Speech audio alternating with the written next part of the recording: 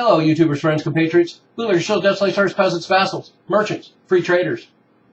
I am a useful idiot, and today we're going to talk about the Trans-Pacific Partnership, a new Pan-Asian free trade agreement being set up by the Obama administration. He's been working on it for the last 4 years. But before I get into that, let's talk about free trade agreements a little bit. So first of all, what exactly have free trade agreements turned out to be? Well, the reality of it is that free trade agreements are so that multinational corporations can act with impunity on a global scale and reap huge profits by keeping labor costs and product costs as low as possible. And so what they've been able to do with these free trade agreements is basically ship entire factories and manufacturing out of the United States to locations all over the globe where labor is near slave labor, and there are no environmental regulations and no labor laws and no labor protections. So it creates a great climate for mega corporations. And of course, when these free trade agreements are brought up, they're promised to be the great equalizer, and that they will provide new markets for American goods, creating all these American jobs, and then of course opening all these factories and manufacturing plants all over the globe is going to provide jobs for third world countries that they hadn't imagined. But of course the reality is more of a situation like we found in the sweatshop where the fire was recently in Bangladesh, where the workers are paid 18 cents an hour. And therefore, the labor costs for a product manufactured by the likes of Walmart and Nike and Pfizer works out to about 1%. So what that tells us about transnational corporations is that in order to stay competitive, a normal profit margin of 30, 40, 50, 60, 70, 80% is not enough. In order for them to stay competitive on a global scale, they have to have 99% profits. And of course, that's an oversimplification, but I've made my point.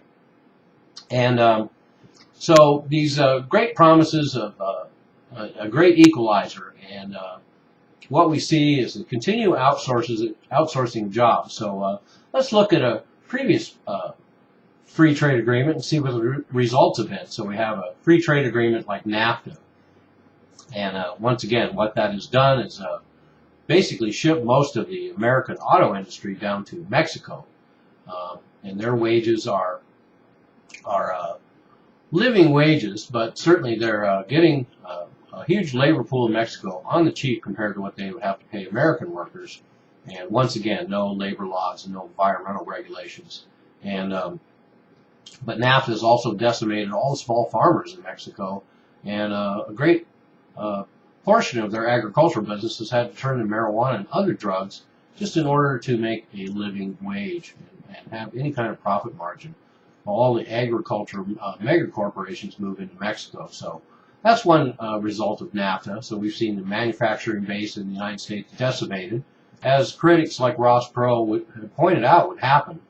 And lots of American jobs have been lost. And it hasn't been the great equalizer in the third world countries where these factories have moved, like China. So we see that NAFTA has been a failure for America. Free trade agreements, we see free trade agreements for what they are, for mega corporations to act with impunity on a global scale. And not only that, corporations use these free trade agreements to get clauses put in so that they can keep all their overseas profits and just play a shell game where all their overseas profits are moved around so that they're not taxed by any sovereign nation. So there's a whole great deal of wealth that is created that is not taxed and does not benefit any sovereign nation as far as collecting tax revenue. So corporations make sure that they don't chip in and sacrifice like all the citizens are required in order to serve corporate needs. So anyway, that said, let's take a look at Obama and free trade agreements. And of course, Obama, when he was a senator, was highly critical of the outsourcing of American jobs. He was highly critical of free trade agreements that were unfavorable to the United States, and he was highly critical of NAFTA. And he made promises of either overhauling or repealing NAFTA. And he's made a lot of claims about stopping the outsourcing of jobs from America. And yet here he is moving ahead with a TransPacific Partnership, which is going to make NAFTA look like child's play. And so some more broken promises from Obama, and he certainly hasn't done anything about renegotiating NAFTA.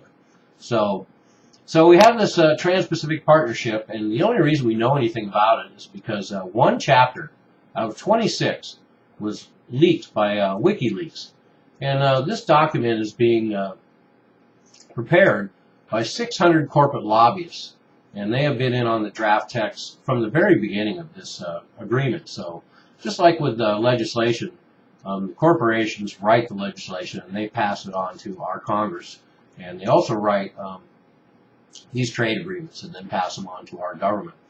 And there's even a lot of members of Congress who do not have access to the details of this new free trade agreement. And they've had 14 meetings so far, and they've been in Virginia, close to Washington, D.C., and all under armed guard.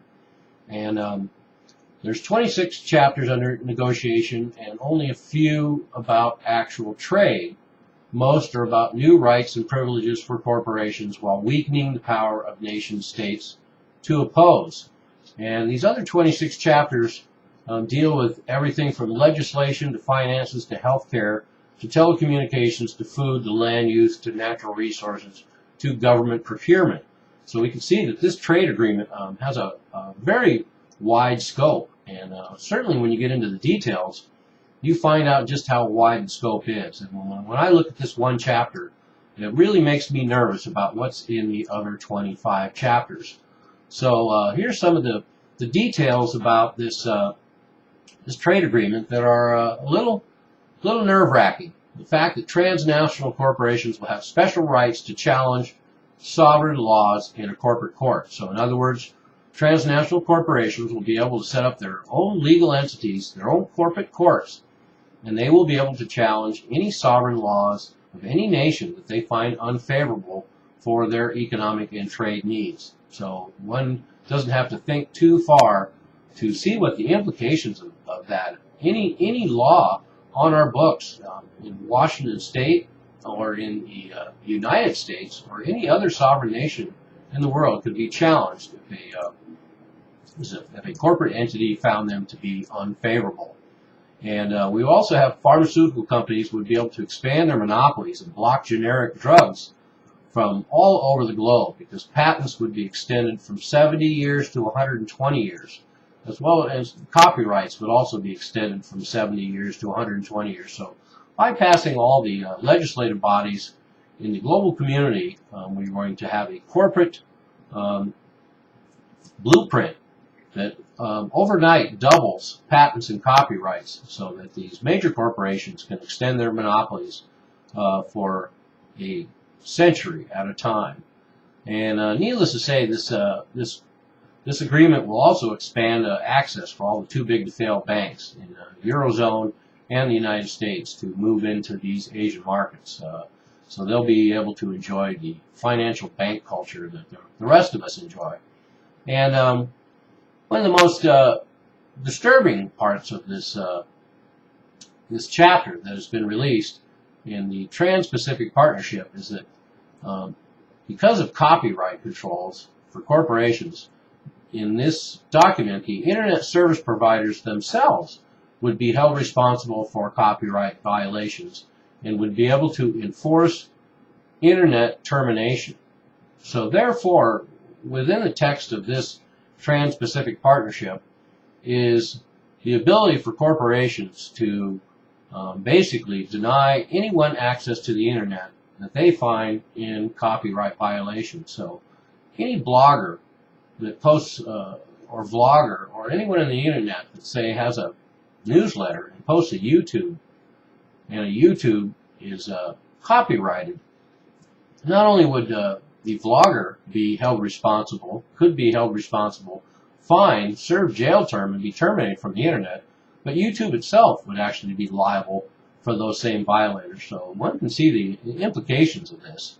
And that's what a lot of the new free trade agreements are going to be about, is intellectual property rights, copyright control, and patents. And now we are going to see law enforcement agencies involved in enforcing corporate law as well as our own civil laws. And that in itself is a disturbing trend. And the people, of course, behind this are the companies I mentioned earlier. Companies like Cargill, Pfizer, Nike, Walmart. They really want this Trans-Pacific Partnership thing to go through, and they'll benefit from it greatly, needless to say. And of course, it will involve massive new outsourcing jobs from America to take advantage of all these new laws. So we're going to see another wave of decimation of American middle-class jobs. And once again, breaking various promises made by Obama. But I do want to point out one last thing about this Trans-Pacific Partnership, and especially because I've been beating up on Obama, and that's the fact that this was actually conceived and carried out by the Bush administration. So this was all laid in place by the Bush administration, and is now being picked up by the Obama administration. So there's plenty of blame to be spread around as usual. And the other thing that says, and reinforces something I've mentioned over and over, and that's the fact that once again we see this continuity of agenda overlapping these administrations. So it didn't matter whether it was Bush and the Republicans, or now Obama and the Democrats. The big picture, the big agenda, the things they really want, like this new Trans-Pacific Partnership free trade agreement, they walk hand in hand, and they're all on board. They just dangle out all those social engineering issues that keep you party line drones all in a frenzy. So anyway, let's keep an eye out on this Trans-Pacific Partnership. That is only one chapter, and the details are quite disturbing. So it'll be very, very interesting to see what else lies in the other 25 chapters. I'm a Useful Idiot. Don't you be one too.